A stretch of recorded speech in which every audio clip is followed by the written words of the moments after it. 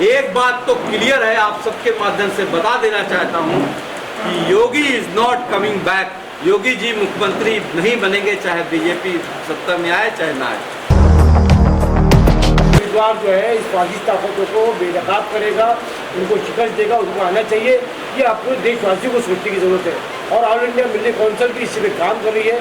All India military council ने जिस तरह से प्रोग्राम को ऑर्गेनाइज किया, हम आपको ये बता दें कि ऑल इंडिया मिलिट्री काउंसिल 19 तारीख को एक रिट फाइल की है, 19 जनवरी को, ताकि मेरी नौकरी मुझे वापस मिल जाए।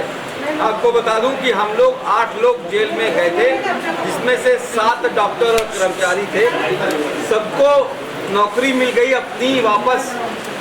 इंक्वायरी पे क्लीन चिट मिलने के बावजूद, हाईकोर्ट से क्लीन चिट मिलने के बावजूद मुझे नौकरी से निकाल दिया गया है। इसके खिलाफ मैं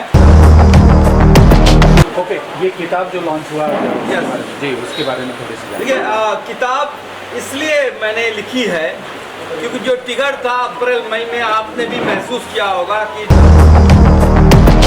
डॉक्टर साहब क्या कुछ कहना चाहेंगे, क्या केस फाइल किया है आपने, जो मीडिया को आप जानकारी देना चाहेंगे, किस विषय पे था वो केस फाइल? मैं अपने बर्खास्तगी के बारे में बताना चाहता। सारी बातें तो हमने कर ली। उत्तर प्रदेश सरकार ने इलाहाबाद हाई कोर्ट के मेरे सेकंड सस्पेंशन पे स्टे देने के बावजूद चुनाव के 1 महीने पहले नवंबर में मुझे बर्खास्त कर दिया है। उसके खिलाफ मैंने लखनऊ हाई कोर्ट में अभी 19 तारीख को एक रिट फाइल की है, 19 जनवरी को, ताकि मेरी नौकरी मुझे वापस मिल जाए। आपको बता दूं कि हम लोग 8 लोग जेल में गए थे, जिसमें से 7 डॉक्टर और कर्मचारी थे। सबको नौकरी मिल गई अपनी वापस। इंक्वायरी पे क्लीन चिट मिलने के बावजूद, हाईकोर्ट से क्लीन चिट मिलने के बावजूद मुझे नौकरी से निकाल दिया गया है। इसके खिलाफ मैं यूपी सरकार के खिलाफ मैं कोर्ट गया हूँ।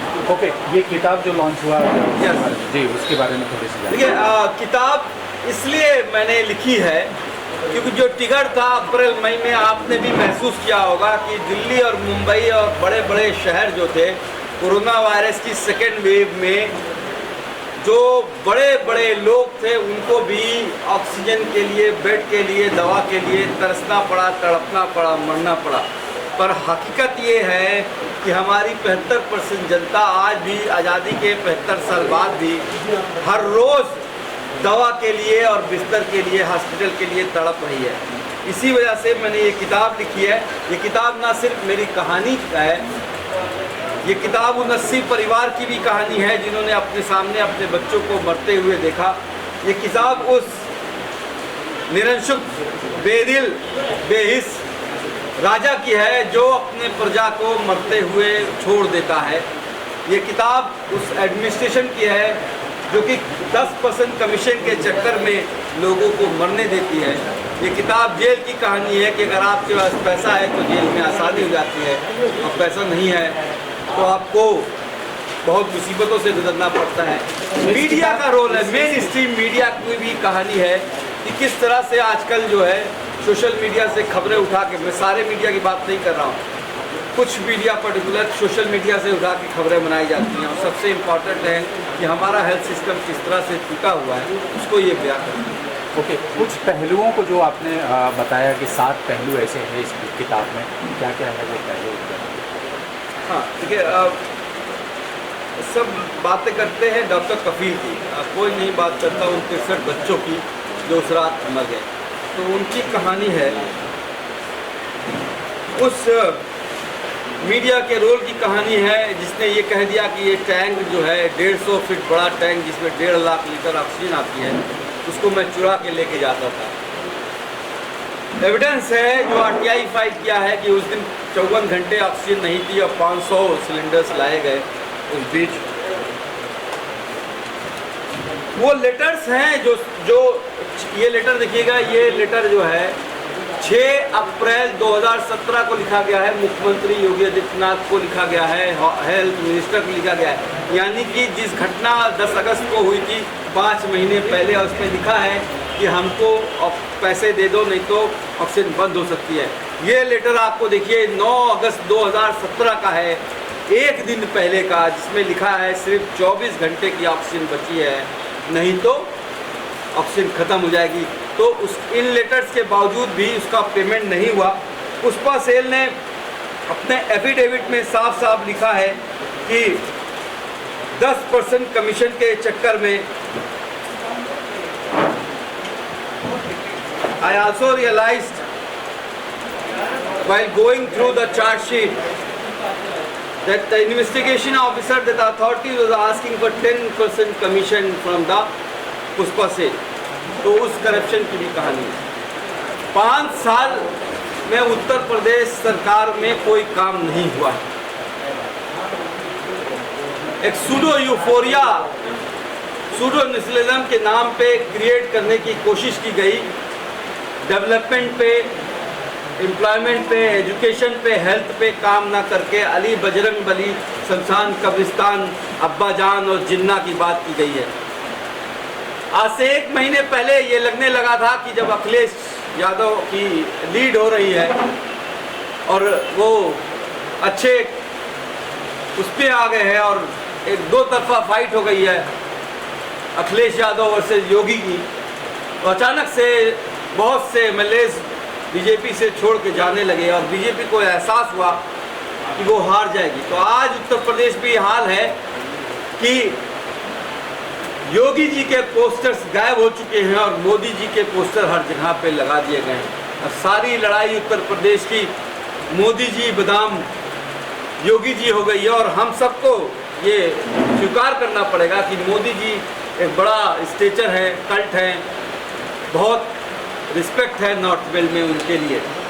तो शायद जो है हो सकता हो आने समय, कहते हैं चुनाव में बहुत बड़ा 24 घंटा भी बहुत बड़ा होता है, लेकिन अभी बीजेपी एज में है, अभी मोदी जी की वजह से थोड़ी सी है। लेकिन एक बात तो क्लियर है, आप सबके माध्यम से बता देना चाहता हूँ कि योगी is not coming back.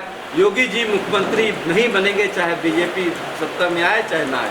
Sir एक क्वेश्चन पूछना चाहती हूँ, आपके हिसाब से कौन सी पार्टी आना चाहिए यूपी में? जो भी पार्टी, मैं तो देखिए पार्टी की बात नहीं है, मुझे लगता है कि हर किसी को अपने क्षेत्र के हिसाब से वोट करना चाहिए। आपका कैंडिडेट जो आपको अपने क्षेत्र में स्कूल दिला सके, अस्पताल दिला सके, सड़क सीख सके, उसको वोट करिए।